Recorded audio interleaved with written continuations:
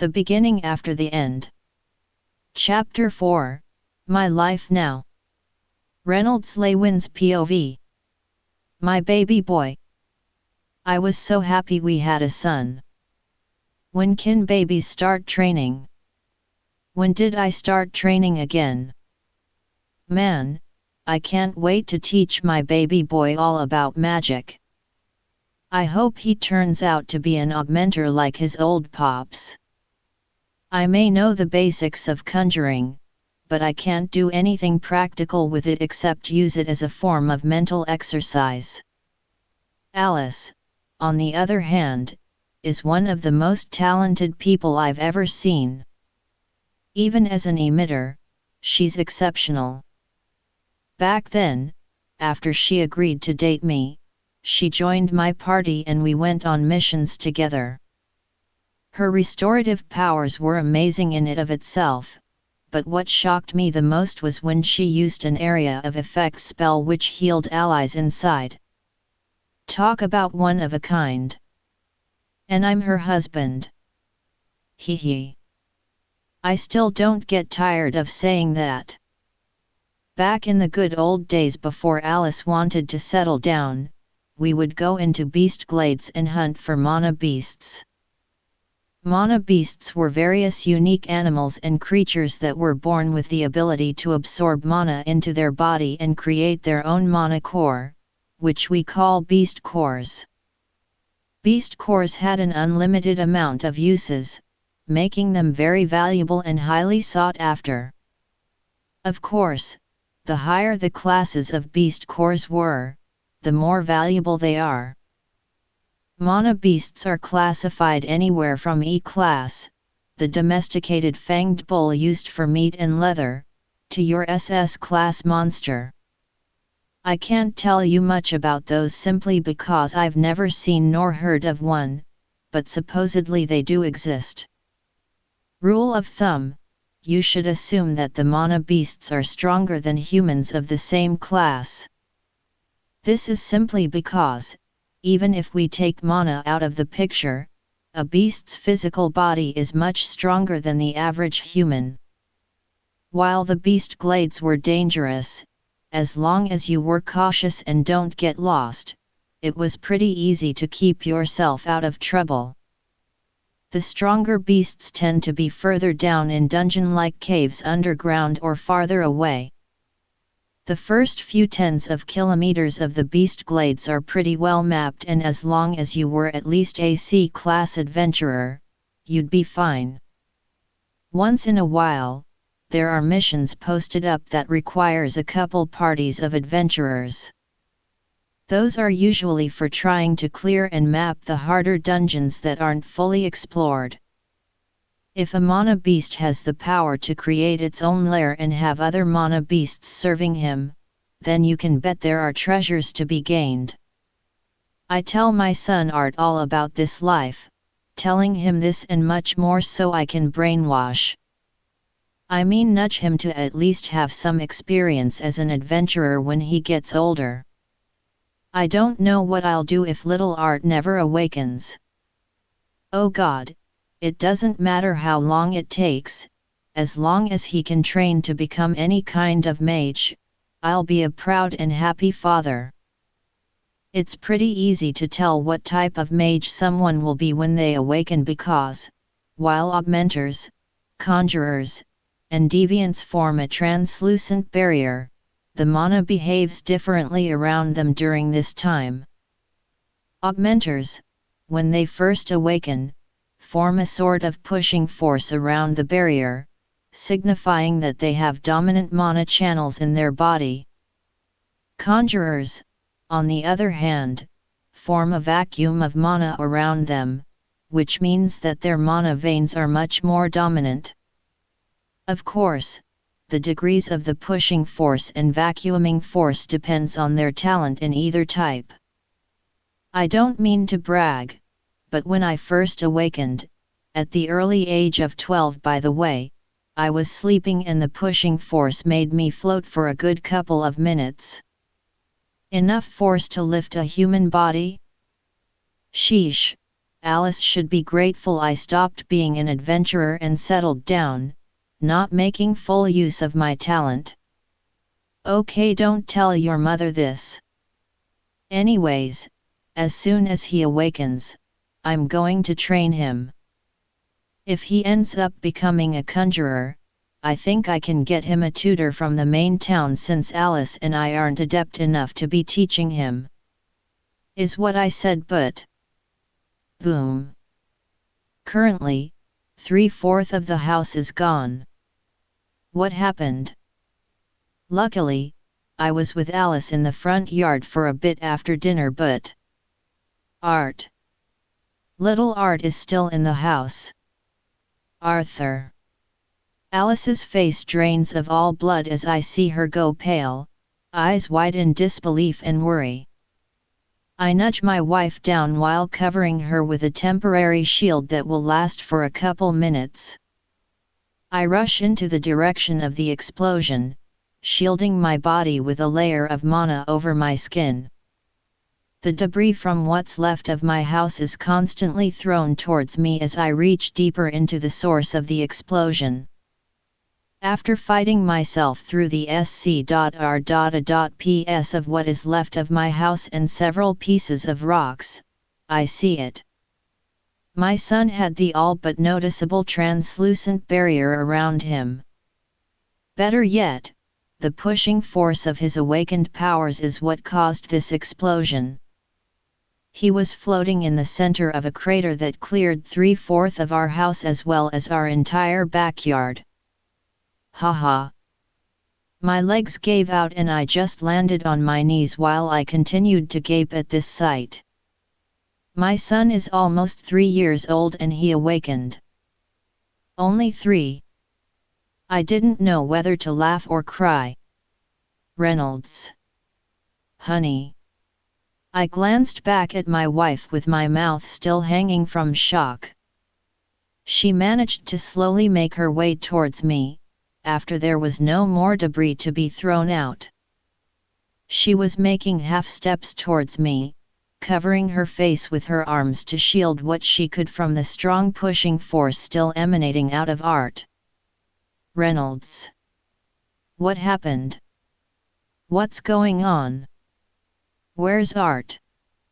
I still couldn't find my voice, so I just pointed my finger towards the direction of our son. While confused, she looked at the direction I was pointing at and all she could manage to whisper was, "Oh my!" Arthur Lewin's POV.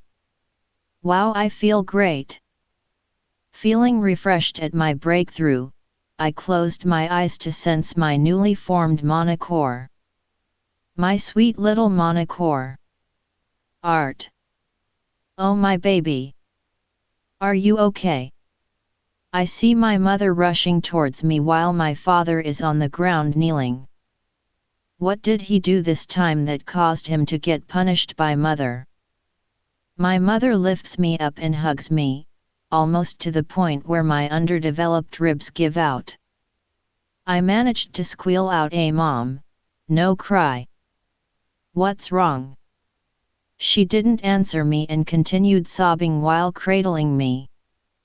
My father arrived next to her, patting her back and patting my head as well, giving me a weak smile. After a brief moment of confusion, I peeled my head away from my mother's bosom and I looked around to see that we're standing in the center of a giant crater, with most of our house gone. What the f.u.c.k? Who caused this?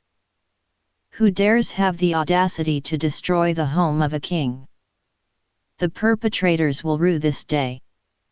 I will hunt them down day and night and not rest until.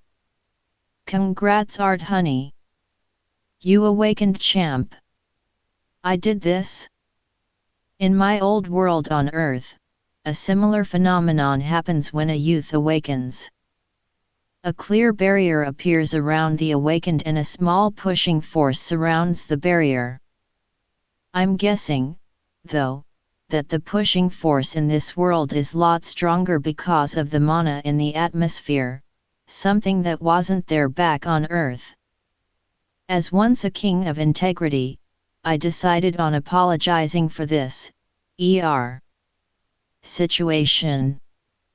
I'm sorry, Mom, Dad. Am I in trouble? Haha. No, Art honey, you're not in trouble.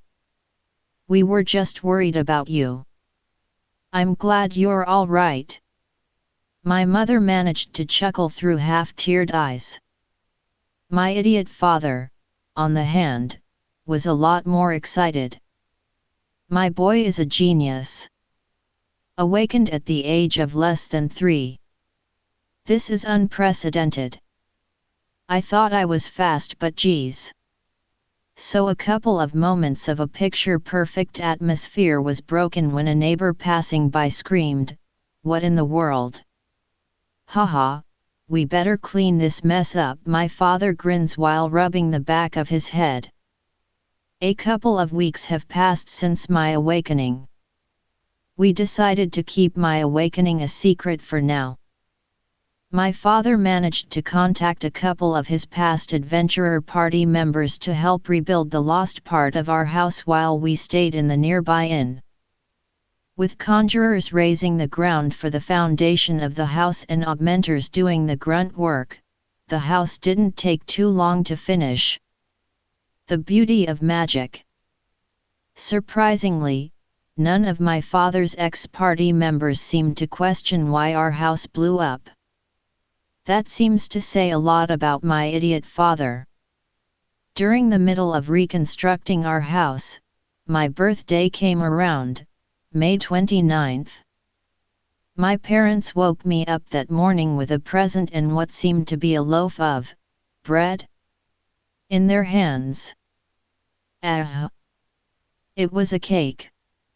Would have been easier to tell if it wasn't black. Opening the present box to find a carefully carved, wooden sword, I hugged both my parents, thanking them for the present and cake. This surprised me because my parents didn't bother to celebrate my past 2 birthdays, so I assumed this world didn't really celebrate it. I later found out that birthdays are celebrated starting at the age of 3 because of a tradition from a long time ago when babies were more susceptible to death before the age of 3. How medieval!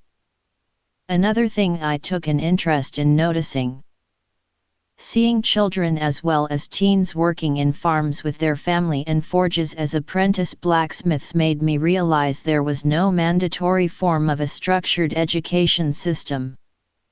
Any sort of rudimentary education was provided by their families, just basics like reading and writing. As soon as I turned 3, my mother began giving me lessons for a set time, teaching me how to read and write. Playing the role of a genius son, I pretended to learn quickly, to her delight, so I can read harder books in the library without drawing suspicion. These last couple of weeks passed by in a blast. After awakening, my father taught me the basics of mana and how to start training in it as best as he could.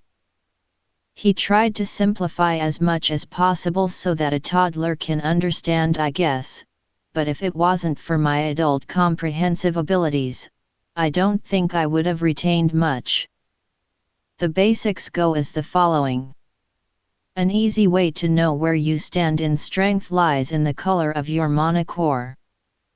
When you start off, the mana core is black, due to the body's blood and other impurities mixing with the mana particles as they formed together to be a mana core. As the mana inside the person's body becomes more pure and the impurities are filtered out, it'll turn to a dark red color. From there, the lighter the mana core's color will become, from dark red, to a red, and then to a lighter red. The order goes as follows: black, red, orange, yellow, silver, and then white. From the red mana core till the yellow mana core, the colors split into 3 shades of that said color: dark orange, orange, light orange. Rule of thumb: the lighter the monocore color, the more pure one's monocore is and the more power they have access to. While the lessons with my father proved useful, I was getting impatient at the pace. I asked Mother a couple days later, "Mom, can I get books on magic?" Since my mother still had connections in the Guildhall, Adventurer Guild, she managed to acquire a pretty good collection of books on basic mana manipulation as well as fighting with different weapons.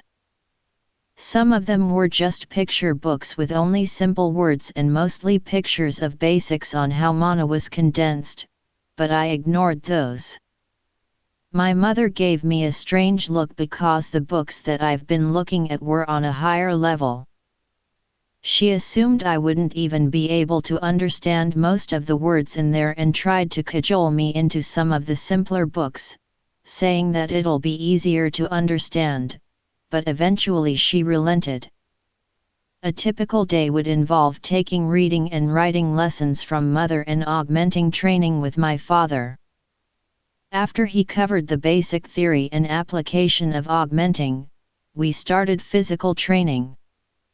Seeing how my body is too small to start sparring, we opted to running and body workouts.